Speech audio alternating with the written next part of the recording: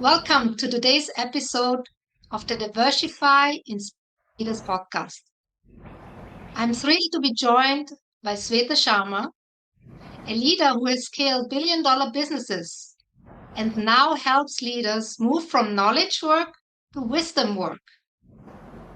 Combining nearly 2 decades of executive experience in Fortune 25 companies and consulting global clients at BCG with a decade-long contemplative meditation practice, Shweta founded LQ, Leadership Quotient, to catalyze transformation in C-suites and boardrooms towards conscious, creative, and cohesive businesses. Shweta, thank you for being here. Thank you, Sylvia. It's joy connecting with you. You're always a visionary, a connector of people and ideas, and I'm thrilled to be here with you. Thank you so much. So let's start with your corporate chapter. You led P&G and BCG and scaled businesses from 200 million to $1.2 billion. That's an extraordinary growth. Thank you. So, what leadership lessons from that period still guide you today? Sylvia, interestingly, the leadership lessons that, guide me till date are also the ones that, affected the transition, that I have now been in.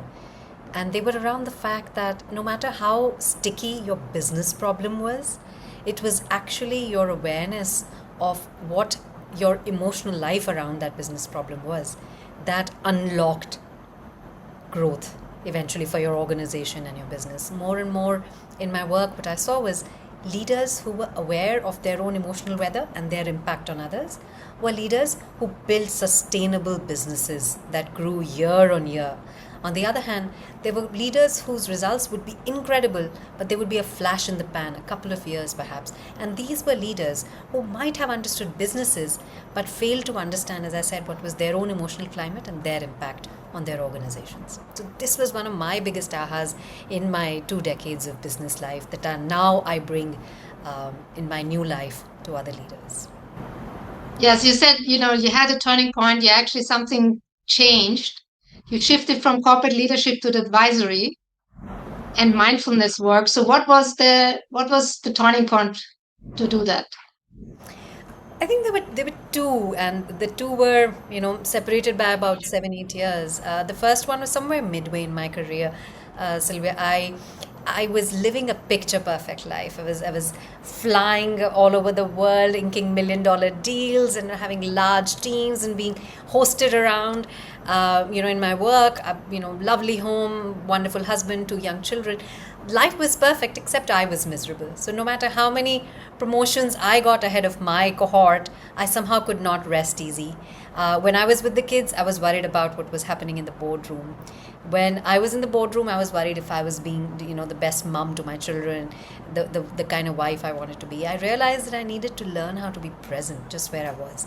And that was what started my contemplative meditation practice journey. And as I learned several practices and I started practicing them, something started to shift. My husband started to tell my mother-in-law and my mom how I'd become much lighter, much happier. At work, a lot of peers started pointing out how resilient I seemed to be and how I could bring my organization along through some really difficult decisions or executions that sometimes they found challenging to bring their teams along for. And that was the moment that I realized that these practices weren't just something that you did when you were 70 years old and looking for, the ultimate nirvana, or something that you did just to get personal peace. These practices, these contemplative and mindfulness practices, were a treasure trove for leaders who were looking to be more present, more available to their own organizations and their businesses. So that was my first one. My second one was, as I said, that was separated about 7 8 years from this first, instant when, at that time, I was running this $1 billion business for Procter and Gamble. It was a travel-related business. It was P&G's duty-free shops all over the world. So that was the business I ran globally, and COVID hit. And by the time I think it was January 23, 2020, we went from a quarterly forecast of about 250 million to zilch. Like I had nothing to tell the investor relations team. We had no idea what we were going to tell on Wall Street, because this was one of Procter and Gamble's most profitable businesses, not just a large business, but a very profitable business, a veritable cash cow. And that moment, I remember there was a sales director in my team who one day walked up to me and said, Shweta, the proverbial shit has hit the roof. But I have to tell you, every time I'm in a meeting with you, I know what I can control and what I can't, and I'm able to focus on that, and I can't tell you what a difference it's made. And Sylvia, I went, oh my God, this is, he's talking to me, somebody who 8 years ago couldn't find herself, be present in any moment, be able to enjoy any moment, no matter what success was being thrown at me. And I went from, as I said, being that to somebody who could anchor my own organization in a large business that a lot of stakeholders were counting on at a time of crisis. Well, that's interesting to hear because, we all think somebody living the perfect life has to be happy, right? You have to be happy if you have all the ingredients. But as you said, unless you're actually mindful and you actually be able to appreciate what you have and you be able to be present in the moment, it's not a given. We always assume that with other people, right? Oh, this person must be completely happy or this person must be doing really well. Okay, so then let's move on to the mindfulness and neuroscience in business, which is one of your top categories you're an expert in. So, from scaling businesses to guiding leaders, your work now blends neuroscience with ancient wisdom. And that intersection is really fascinating, and I want to dive into that a little more. So, you often talk from shifting leaders from knowledge work to wisdom work. Can you share a story where that shift made a difference, and what does it actually mean, wisdom work? So what I found is that, leaders, and often, most leaders essentially, as they progress through their careers, right, they start with knowledge work, they become really competent at it, masterful at it, and they start to get promoted into leadership on the back of that. Except what most leaders keep doing is they keep leaning on that mastery of knowledge work, when reality is that once we're in leadership, we equivalently, while we need to still understand how the knowledge economy rolls, right? Because that's how we're going to identify how do you drive revenue, how do you bring in new users, whatever the business may well be.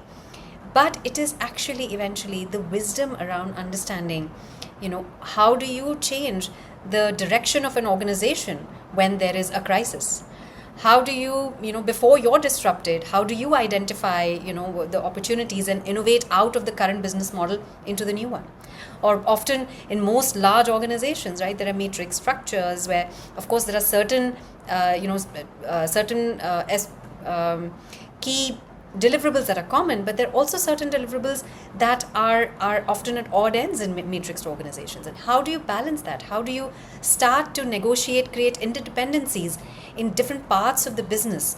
And all of this work actually is what I call wisdom work. And this is the work that is, the good news is it's trainable, it's learnable. And a lot of leaders who, as I said, build, sustain growing businesses for a long period of time, have thriving organizations, are leaders who essentially are unconsciously competent at this knowledge work. But the good news is, as I said, it's trainable. And for those leaders who are still looking to access that axis of their capability around wisdom work, that's where I come in. Now, to your question, you asked, one of my favorite examples lately was I was advising, an organization that was looking to innovate on new, pharma products that were going to be consumer-centric, so OTC and sold directly to consumers. And they were having a very interesting challenge in that their entire organization totally had the capability to create those products. It was literally, it was like child's play for their organization. But for some reason, it was not materializing into actual products that they could start to sell. So despite having all the capabilities, right, both in terms of people, the resources, whether it was factory land or the, machines, they've got it all. Until such time that, as I said, the chair started, through the work that we were doing, identified that it had nothing to do with the actual noodles that the organization had. It had to do with there were a few folks running the R&D organization, and there were the interdependencies between those R&D leaders were not fully clear. And there was concern amongst them about who was going to do what and how would the credit be shared between all of these folks as these new products came to, first on the, say, boardroom table and eventually onto the market shelves. And once we started to understand what were the motivations and the drivers of these individual R&D leaders, and we could understand what were these interdependencies and start to shine a light on them, for those R&D leaders, as well as for this, in this case, the chair and the CEO, it started to completely shift the way the organization was operating. And before you knew it, we had a whole slew of the products that got ready in no time, because they always knew how to do it. It was about, were they all actually looking to do it versus were they still going around in circles with both their emotional life being unclear as well as their interdependencies being unclear. A very interesting example. Yeah, I mean, that makes a lot of sense. The R&D has its own agenda often, and you can directly tap into that and find out what's going on. Thank you for sharing that. So, another question I have is about emotional fluidity. That's a phrase you use, but what does it look like in a boardroom and under pressure? What does this actually, how would you describe it? This is my favorite one. Emotional fluidity is something we can benefit from literally in every moment that we're experiencing life. My favorite ones definitely happen in the boardroom. So, for example, you hear that revenue is not going to come in for the quarter just like you forecasted. The first thing that a lot of leaders will do is switch gears into the knowledge work. Why is it not happening? And getting into the details of that. And of course, we need that. There's no doubt about it. But I must also argue that that capability is essentially par for the course, right? Often I've seen leaders who are really capable are the ones who will be able to first just touch base with themselves and start to notice, I'm concerned about what am I going to tell the shareholders. I'm concerned about, what does this mean for, say, the long range investments that we were planning to make, right? And being able to articulate those concerns, right? Being able to translate the emotion of concern, worry, fear, sometimes anger, into solid data and information. The information being about what matters to me here. That is a superpower for any leader, because once you're able to be clear about that, that tells you, okay, so for me, the long run investments really matter, which mean that, for example, what is the cash flow as an outcome of the revenue, that's going to be more critical for me, right? Or the profitability really matters, and thus, just to drive revenue, creating a bigger promotion plan than last quarter is not going to work for me. So emotional fluidity is about being able to understand the emotional impact of any situation in business that's happening for you, so that you can mine information, data about what really matters. And with that, armed with that, you as a leader can make better decisions and guide your team with a lot more clarity. Interesting. I wouldn't have expected that to be emotional fluidity, but it's a very interesting phrase. So very interesting to learn from you about this. I've heard about emotional intelligence and different, emotional quotient and different things like that, but emotional fluidity is new to me. That's something I've learned from you. So when you're balancing global responsibilities with daily rituals, how do they help you stay grounded? I think we underestimate the power of being grounded in certain daily rituals, as you put it, activities that we do. And I, for one, realized over time that the more intense work got for me, travel got for me, my responsibilities were more around the clock. All of these grounding rituals were very critical. So, of course, as someone who has a meditation practice, most definitely my meditation. I remember once. I was having a set of really early flights, like 6 a.m. or whatever. So I barely got a couple of hours of sleep. And this is not to say that you should sacrifice your sleep. But by that time, I was sufficiently trained as a meditator to know that, and of course, neuroscience shows it, that meditation takes our brain into much deeper rest levels, right? The theta and the delta waves that our brain gets to in meditation are significantly more restful than even sleep. And having understood that as my own lived experience, I knew that if it meant I had to wake up at 2:33 to do my meditation practice, I did it. And it absolutely held me in great stead. Because as I said, the deep kind of rest that I would access there was sort of the wellspring from which, whether it was creativity or collaborativeness, emerged for me. So that was one. But other, little ones, like I'll hear so many leaders who feel very powerfully about, things like they'll say, oh, we were having a long discussion and I skipped lunch today. And I have never understood. I haven't skipped a meal in my life. And it's actually one of the beauties of no matter how busy you are, no matter how, if you're a homeless person on the street or you're CEO of the world's largest company, we all have to stop and eat at a point of time, right? And there is something to be said about having these rituals where, anytime I was in a business trip, I would use a meal to be able to connect with the organization that I was meeting on the ground at that time. And of course, the final one was everyone knows that no matter where I'm traveling and how intense the travel is, I need to be in my hotel room, getting ready for bed by 10:30. So of course there'll be night calls, etc., and there are exceptions to that. But otherwise, there's a certain time at which entertainment would end. I would make sure that I was getting enough sleep. So between sleep, nutrition, and not just that, but also sharing meals as a way of connection with the people that I was meeting globally, and finally my meditation practice. I think they've all nourished me the most when the demands on me were the most. Wow, I'm impressed. It's a lot of discipline that you're bringing to the table. I also meditate uh, every day, and I do feel it gives you the kind of rest that you can't get any other way. So I do appreciate that, but I don't think I'm as disciplined about meals and other things. You're not the only one. So yes. Anyway, thank you for sharing that. Let's move on to the next question set about advice that you can give or insights you can give to other leaders. What patterns do you see across leaders you advise today, and what do they often underestimate? I think one of the key ones is around what we talked about, right? Emotional fluidity. There'll be so many leaders that I'll speak to who almost think it's a badge of honor to say, oh no, my decisions are not emotional. When reality is, neuroscience has proven it beyond a shred of a doubt that all of us humans make decisions through our emotional centers and then use our cognitive, our logical brain centers to actually justify those decisions, not just to others, but even to our own selves.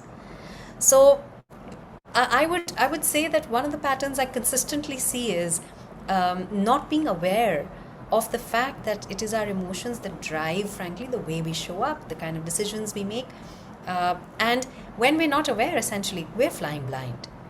So my advice to most leaders is learning to get to know, right? Get to know what our emotions are. One of my favorite things is never waste a good trigger, right? I have so many leaders I'll see who get triggered by, somebody in the organization will be, say, not showing up, with, say, clarity, but that immediately triggers the leader. The question is, what about it triggers you? And that's not to say that all the work is with yourself. It is that the more we as a leader are aware, the more clear can be our asks to our organization. So as I was mentioning, right, my advice to leaders, being more clear of your emotions, using them as insights, using them as data, right? You can mine those emotions for clarity on what matters to you. And with that, you can take your organization way farther than you can when you're flying blind. And now, in terms of growth matrix and sustainability, and how you put that together with well-being, what you talked about was kind of in that direction, but I just want to be specific about balancing growth, balancing sustainability, and your well-being as well. How do you do that? I think you were kind of touching upon it. Reality is that it is less about balancing. These aren't opposing forces at all, depending on how long range you want your business to grow. Like, my last stint, whatever, 17 plus years was with Procter and Gamble. And, and this was after my BCG stint. And that's a company that's been around for about 190 plus years, right? So if you're thinking really, really long range, you have to think of what is the way in which we show up as leaders, as the organization. And well-being is going to be a very critical part of it. Now, this well-being isn't about some lunches and learns and, throwing some occasional spa vouchers at the organization. This is about just everybody really getting in touch with what nourishes them, and it can look different for different people, and the leaders particularly leading the charge on that. And I think, frankly, when we do that, I've almost always seen the most impactful, the most consistently growing organizations being the ones with amazing well being scores, connectedness scores, because essentially we humans operate much better when we take care of ourselves much better. Great. Thank you so much. I think this has been a very, very rich conversation.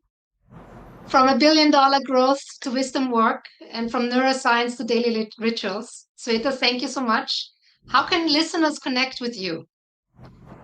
Thank you, Sylvia. I've enjoyed this very much. I'm on LinkedIn as well as on my website, GrowLQ, which is Leadership Quotient. I'd be happy to connect with all of your incredible audience here. And thank you again for having me, Sylvia. Thank you. One last question is, do you have any practice you would like to leave with the listeners that they could start tomorrow? Well, one of my favorite ones is just bringing your attention back to your breath. And our grandmothers have been telling us for the longest time, before you react, right, breathe for, 10 seconds, just count to 10, right?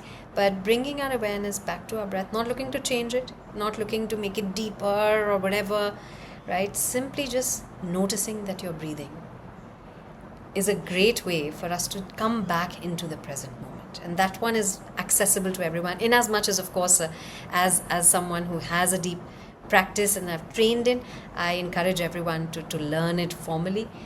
There's a ton of benefits of being in a meditation tradition that's gone on for thousands of years. But at the same time, the breath is available to all of us right under our noses.